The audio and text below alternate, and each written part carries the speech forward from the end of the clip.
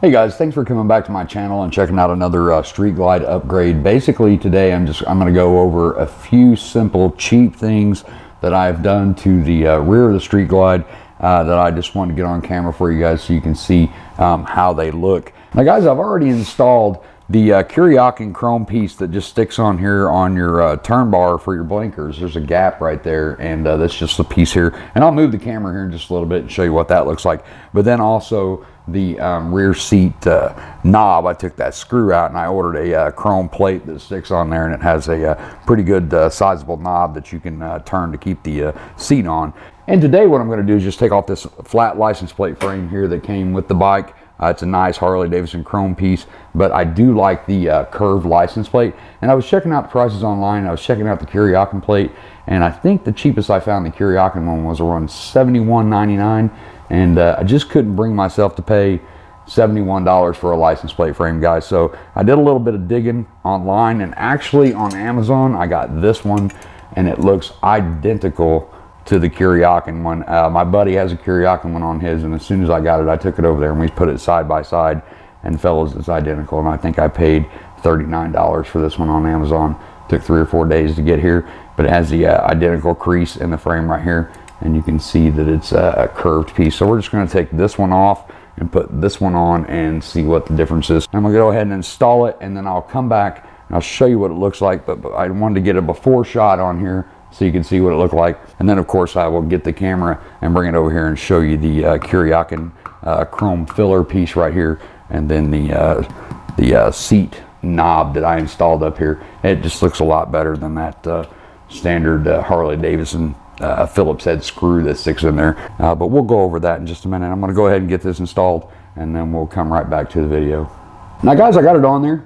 Took me about 20-25 minutes to get it installed, get the old one off, get the new one on. And my friend told me when he put his on that he had to remove this skirt around the fender to get to it. I didn't, guys. I just threw it in a blanket in the floor and looked up under there, and just used a small shop light like this so you could see, and a small ratchet, just like one of these little gadgety ratchets laying around with some sockets, you know, built into it. But it's small, and I could get right up in there. And there's 2 bolts, guys. There's 2 bolts right here that you take out, and this whole piece comes out with the plastic Harley Davidson piece that your license plate goes onto, that comes off with it. You flip it over, there's 2 screws, and you take those 2 screws out, mount the new chrome bracket that's actually behind this, put the plate in the frame, put one side in, and just bend it over slightly until it pops down into the frame. It'll bend to the actual shape of the plate. It's pretty easy.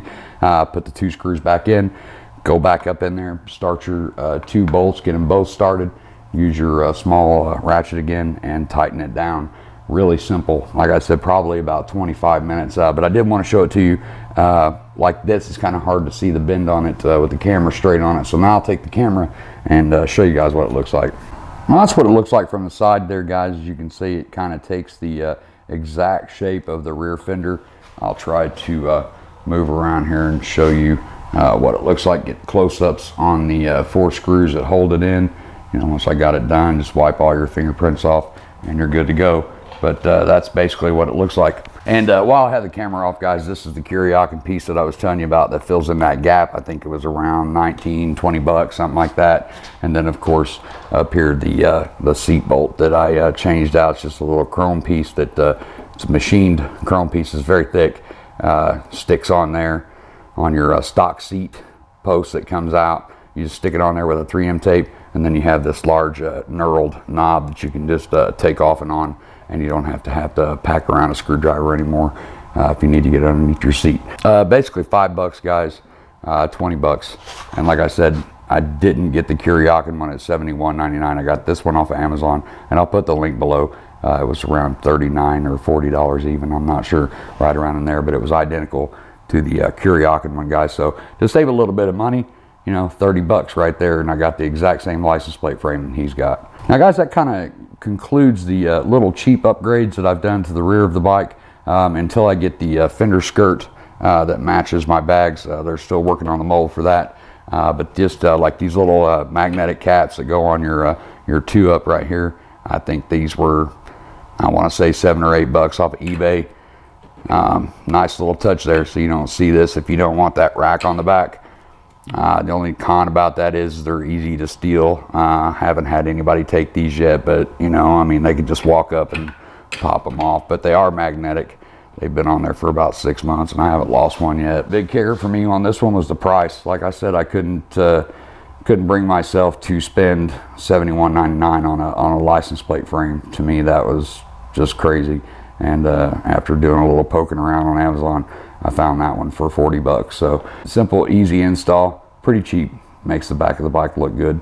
Be sure to check out some of my other videos on the stretch saddlebags and the lids, the speaker lids, and the Advan black lowers, speakers, amps. I got a lot of upgrades on the bike, and I try to do a video for you guys and try to save everybody a little bit of money in the process. I try to do my homework before I order stuff, and then, you know, you kind of just hope for the best.